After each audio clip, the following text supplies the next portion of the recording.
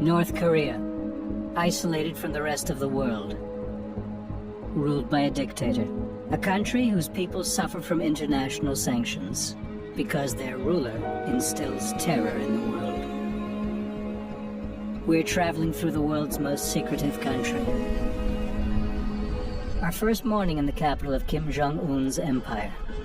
About 3 million people live on the banks of the Taedong River. It is a privilege to live in Pyongyang. The government controls who gets to move here and who doesn't.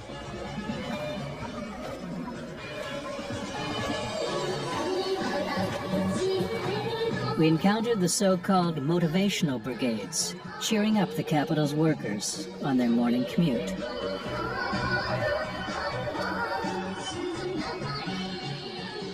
We leave for our first excursion into Korean everyday life. Immediately, we learn that impromptu interviews are not allowed.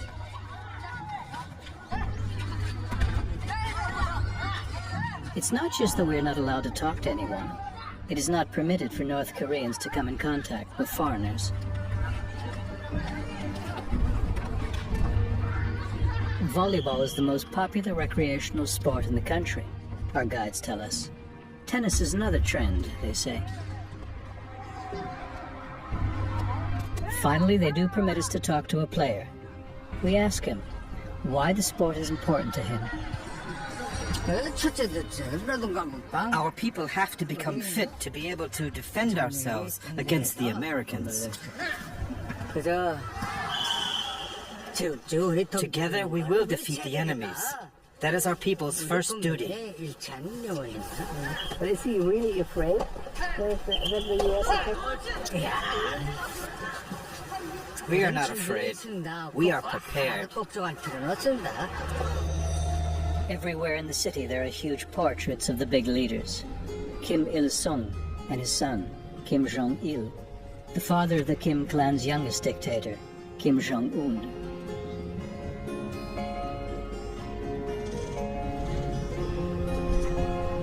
The Arch of Triumph is dedicated to Kim Jong-un's grandfather, the eternal president.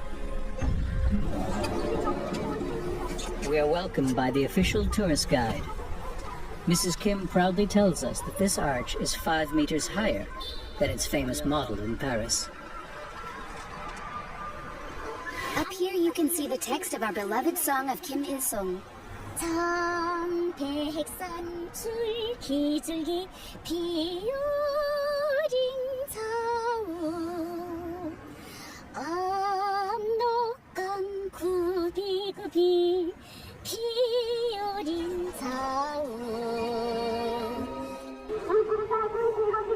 Pyongyang looks a lot like a Russian city, but there is also a distinctive Chinese influence.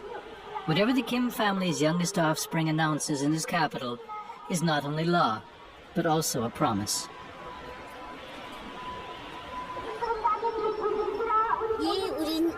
Our respected Marshal Kim Jong-un has called upon us to establish a global power in sports, science, and economy. Sports is very popular at the moment, and we aim to become even better at it. Our attendants lead us to another gem of Pyongyang, the metro. Its stations are among the deepest in the world. In the event of war, they are supposed to provide shelter from airstrikes. Sheltered, or rather shielded, is also what the population is from independent media. The internet is banned in North Korea. There is no free press. The only source of information available are public newspapers, which only spread propaganda.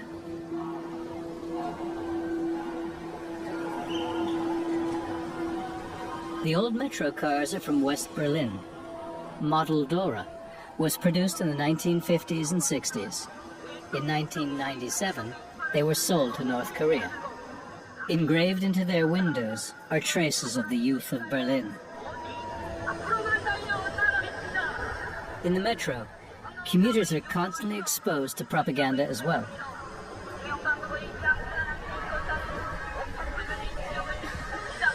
We're allowed to travel with them for one stop. At Yongwing Station, we're told to get off again.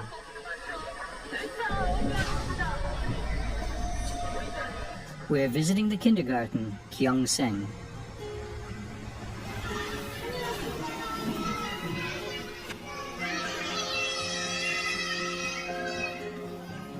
It is a privilege to be allowed to live in Pyongyang.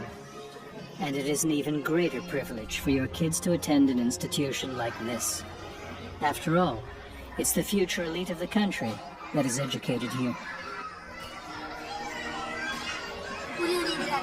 We teach sports because it strengthens the body and makes it healthy and resistant. This is how these children will continue to make our country flourish in the future.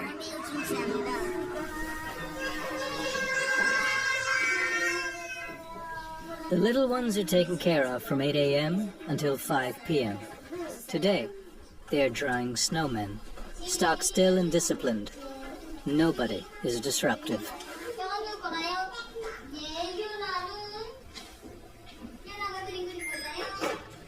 Suddenly there's a blackout. Everybody remains surprisingly calm, as this happens frequently.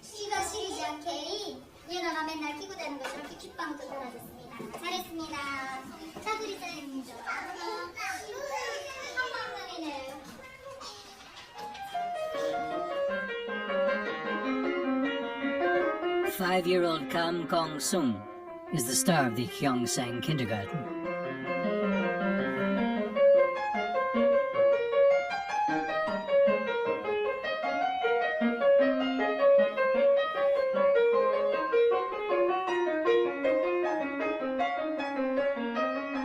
Prelude in D minor by Johann Sebastian Bach. Allegedly, she has only had classes for 1 year. Those who have talent are being nurtured and shown off.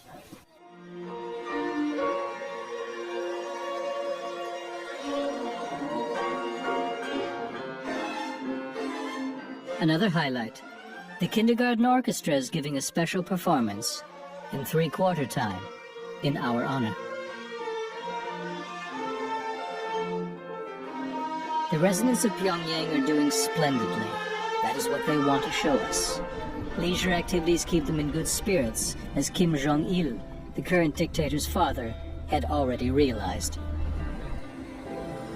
Bowling alleys, ice rinks, indoor pools. All this is topped by the biggest water park in North Korea, the Munsu Water Park. Workers from all over the country are being brought to Pyongyang to gaze in amazement at the achievements of the regime. The intended message is, what you see here, everybody can have in the future. If you work hard enough, you will be doing just as well as the people in the capital.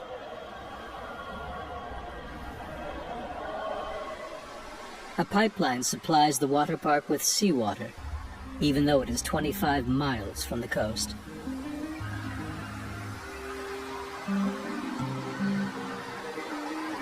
As always, our attendants try to keep a distance between the visitors and us.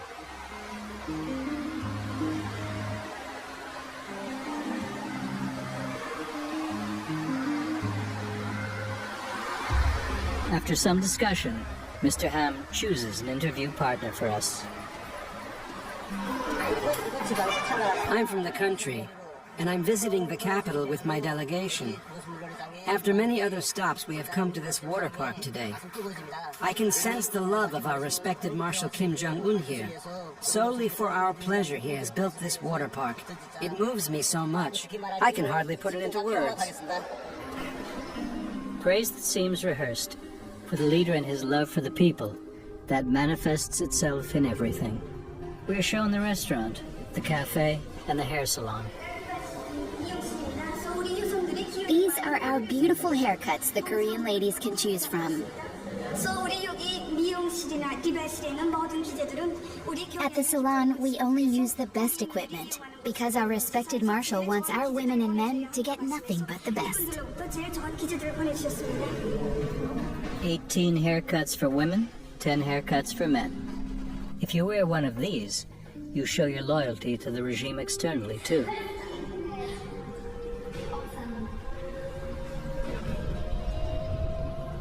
The regime of a dynasty that has created its own world, with its own chronology even. In 1997, the regime introduced a new calendar that starts with the birth of Kim Il-sung, the country's founder. Thus, in North Korea, the year 2018 would be year 107.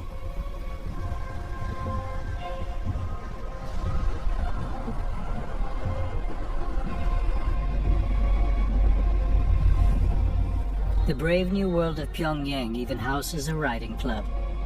As far as noblesse is concerned, it rivals Western premium stables. Again, we encounter groups of visitors from the countryside, having come here to have a look and to marvel.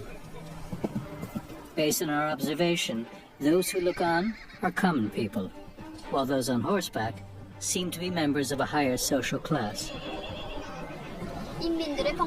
This is the first and only riding club in our country, but we are planning many more in other cities. The horses are Hanoverians from Germany, and quarter horses from England. How these noble animals came here despite the embargo remains a mystery. Our respected marshal has opened this riding club to provide each and every Korean with the possibility to ride. The population of North Korea is estimated at around 25 million. It is highly unlikely that all of them will ever get to ride. This is probably more about keeping the idea of the ideal country alive in people's heads.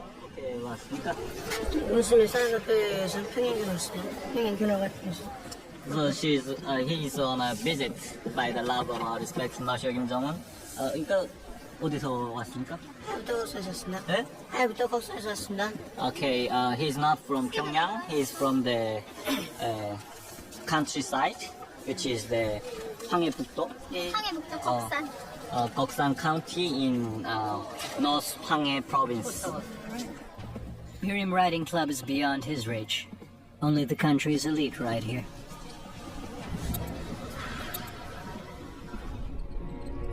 Through dark Pyongyang, we head back to the hotel. We keep seeing uniforms. With 1.3 million soldiers, North Korea's army is the fourth largest in the world. There's no freedom of travel in North Korea. Those who want to travel need a permit, especially in the capital. Going there on the spur of the moment isn't possible. Those who live here, or at least can send their child to a boarding school, have achieved quite a lot in Kim Jong-un's system. Right next to the huge 1st of May Stadium, there's a flagship project of North Korean sports, the Soccer Academy. Thousands of students each year are hoping for a place in this elite school. Only about 30 children are selected per year. For those chosen few, it is maximum commitment and loyalty to the regime.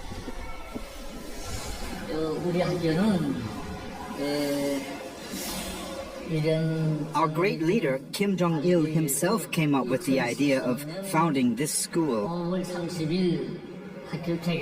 In 2013 it opened, and our respected Marshal Kim Jong-un has visited it several times as well.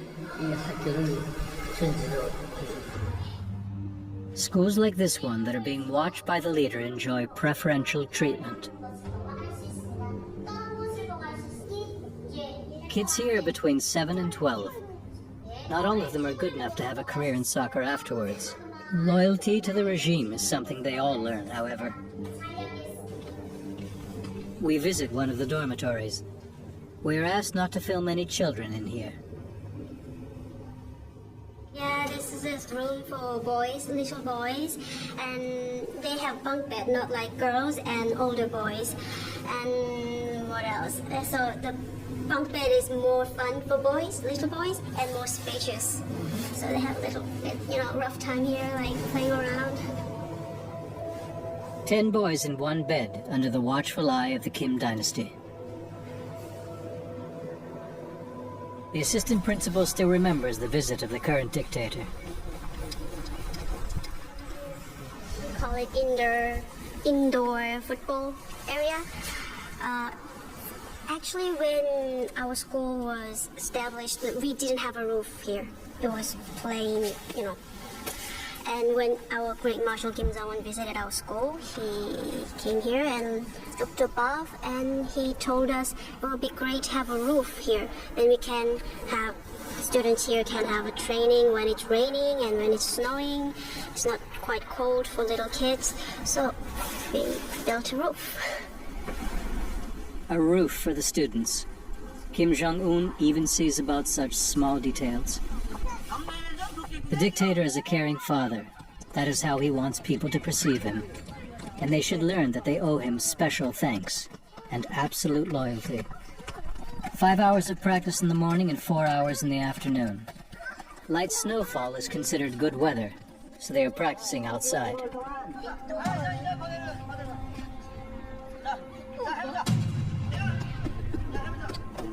A request to speak to some of the boys is denied at first. Yeah, like I told you before, we have to provide the students all the conditions, normal conditions, like every day. Or the school doesn't want to break any, routines. Yeah, it's not good for them. Routine aside, the assistant principal makes an exception for us. We are allowed to ask one boy what he likes best about his school. It's just great to be able to learn and practice at this school that the great leader built for us. It fills me with great pride. A totalitarian state leaves no room for protest or even spontaneity during childhood. The next morning, we are taken to the Potonggang department store, where food is being offered in addition to everyday commodities. Price tags are off limits. Those who can pay in the currency of the big nemesis, the USA, in dollars. The others have to pay large sums in North Korean won. Every citizen receives a certain amount of rice and cabbage for free. Everything else is expensive, especially imported goods. Even pickled cucumbers and garlic. The shortage is not evident, but palpable everywhere. We are told apartments were usually unheated, even in Pyongyang, and often have no electricity. We are driven to the city's first gym. We are curious as to what will await us there. The interior is luxurious, but it is icy cold as well. The energy shortage doesn't spare anybody. Kim Jong-un himself has opened this gym. Red stickers commemorate the big day by indicating which of the machines he looked at during his visit. I am a gym instructor and usually work on the second floor. Employees act as guests for us, as there seem to be very few visitors here.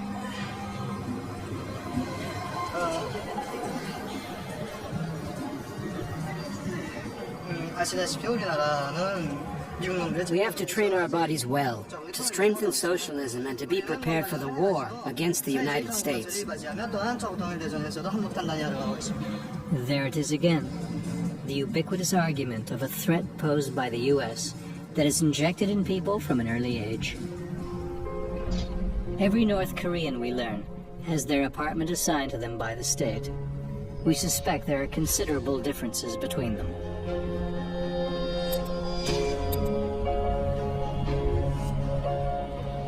In this apartment building in the best location, we finally get to visit a private household, of a selected family, of course.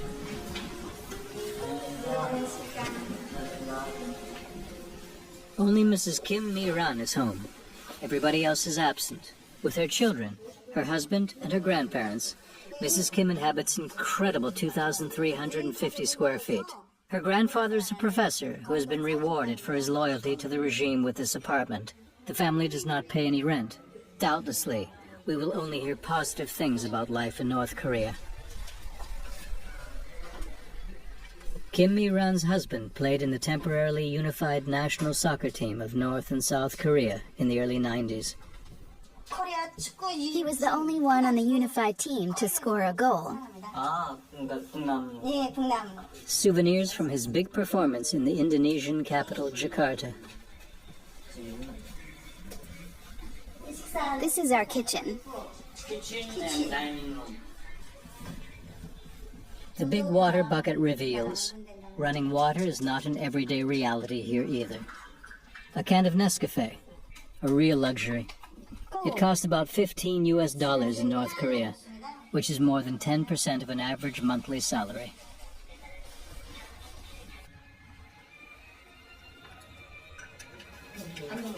It's not only our attendants who monitor every word, Mrs. Kim says. The so-called house manager is part of the surveillance state as well.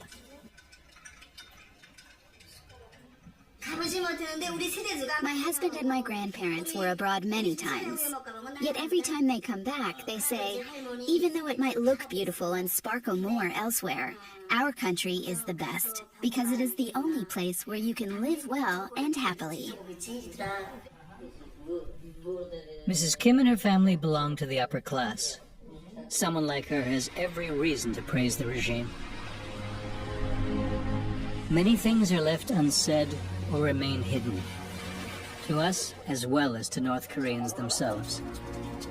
On this trip, we did not learn what is inside people's heads. Individuality is frowned upon. Every citizen has to unconditionally submit to the values of the Kim dynasty, at least outwardly. That is the #1 rule in this mysterious country.